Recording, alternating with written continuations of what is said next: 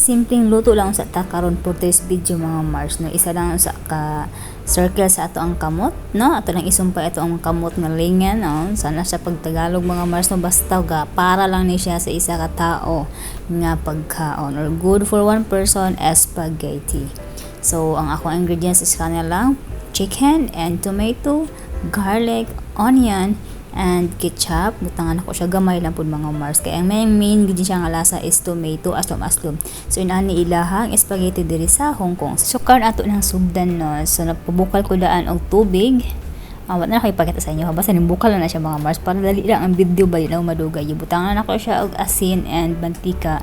Para of course dili magdikit ang ato ang spaghetti noodles. Siyempre ako na pong upay ang asin kay para mabungkag ba ato ka mailunod diretso ang akong noodles ug atong bulag-bulagon siya mga Mars. So pasensya na pala kayo sa mga Tagalog dyan no? I hope naintindihan ninyo kahit naman ako nakabisadya. O yan, takpan muna natin mga Mars no. So sagulan lang tong Tagalog pero at least naman may maintindihan ng mga Tagalog no.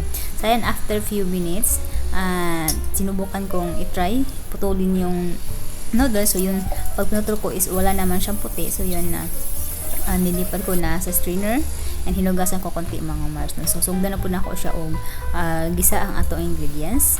Siyempre gunahan to mantika, din guna na ko ang onion, then garlic. Kay guna na ko ang onion kay malpagod man ko atong unahang gud ang garlic si akong gipino-pino ba, diba? So pinapaspas pinakong pagkaloto akong gipaspasan kay tigpaniunto na mga Mars no. So yun no, akong gibutang or akong gilutuan is kinilang kaldero dili karahay kay gamay lang man gud siya dako mo akong karahay. So yun, bago man sa garlic, bago man sa onion, gisa na ko ato ang chicken. Then kulang man sa mantika, ako na pong idagdagan og mantika para di siya mapagod mga Marsi. Kung napansin ninyo o pansin mo kaayo nga sige na jud ko kay mga Mars no, kasi simple iwas ko nga mapagod kay di isla ganahan ang pagod mga Mars kay siko kay ukay then yun no nagamay ra akong ibutang nga chicken. So pag human ana dai mga Mars ibutang nako siya og Chongqing wine pangpawala sa langsa sa mga baho sa mga karne then okay again then ibutangan na po nako ni siya og kaning oyster sauce. So of course pampalasa mga Mars. Ug ginaiwas sa tanang pampalasa ang oyster sauce ang permanente na kong gamit diring dapita mga Mars. So sinubutangan ako siya og dark soy sauce and sesame oil. Kung napansin niyo gamay lang jud kay akong gibutang siya nga dark soy sauce kay gusto lang nako siya nga mag-darken ang color sa tong spaghetti dili luspad mga Mare. And of course butangan lang siya paminta jud no powder mga Mars kay para murag na siya halang-halang gamay ba, diba? Then okay again, okay di na mawala ako okay kay simple gamay kay ako ang asagol mga Mars unya atong kaldero gituan dako. Then yan gilunod na to ato ang kamatis. Then mix o butangan na po nako ni siya og broth or chicken broth para pampalasa mga Mars.